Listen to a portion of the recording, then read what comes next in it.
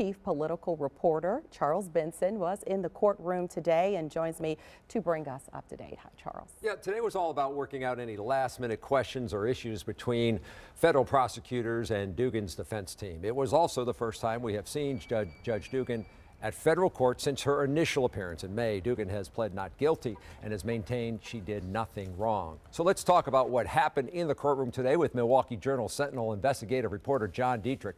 He's live in the Journal Sentinel newsroom.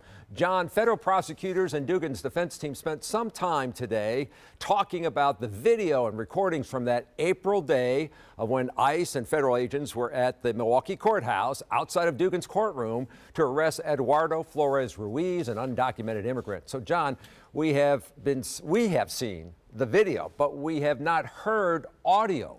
Why are both sides talking about this before the trial? Well, it's really important. As you say, we haven't heard the audio yet. That's going to be really important. That's audio from inside Judge Dugan's courtroom. There's 8 microphones, and that's picking up audio of what's said at the time, not only by the judge, but other people in the courtroom. The debate today was really around, what clips they'll play, and will some of the clips be played when she's not actually in her courtroom? And so that was one of the pushbacks from the defense to say, is that really fair to play clips of individuals talking about the action in the hallway when the judge wasn't actually in her own courtroom? Also learned today that the government plans to call between 25 and 28 witnesses with several days of testimony. We are going to wonder now, who are all these people who could be called to testify and why? Well, it's a really good question. So the total time that we're talking about is about 15 minutes of action.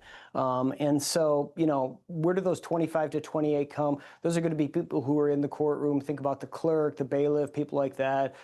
There's also going to be the chief judge is expected to be called, another judge that Judge Dugan went out in the hallway with to talk to the ICE agents, people like that. And then, of course, the ICE agents themselves that will be brought.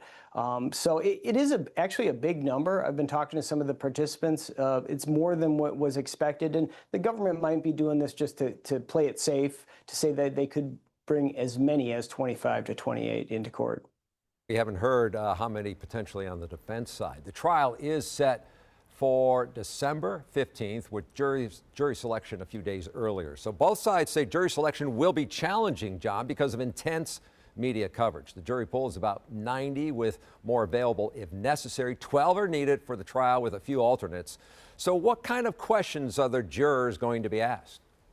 Well, there's standard questions that you can expect. Things like, can you be fair? What have you heard about this case? This is asked, of every juror when they go through it. But they're going deeper into it, talking about some, political action. Have they been involved with things that might be related to immigration, things of that nature? But, today the defense announced that they want to bring in yet another questionnaire, just because in the amount of time that these jurors were asked these questions in letters to their homes, there's been more scrutiny, more media coverage. So they want to say, like, as of today, can you be fair and give Judge Dugan a fair shake? Those are going to be the questions that are going to be before them. And jury selection will begin December 11th. John, we appreciate your time and your insight. So, Andrea, lots of people following this case and wondering what's going to happen next.